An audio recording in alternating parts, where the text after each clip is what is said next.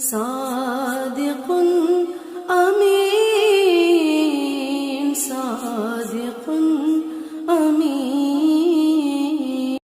ناظرین، ہمارے چینل اللہ باقی کو ضرور سبسکرائب کریں اور ساتھ میں لگے بیل نوٹیفیکیشن کو بھی آن کر دیں۔ رمضان المبارک کے 22ویں دن کی دعا۔ بسم اللہ الرحمن الرحیم۔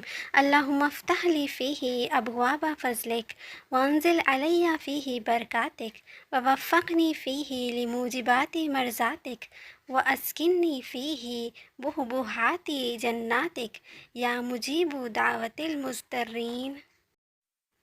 ترجمہ: اے معبود، آج کے دن میرے لیے اپنی کرم کے دروازے کھول دے، اس میں مجھ پر اپنی برکتیں نازل فرما، اس میں مجھے اپنی رضاؤں کے ذریعے اختیار کرنے کی توفیق دے اور اس میں مجھ کو مرکز بہشت میں سکونت عنایت فرما۔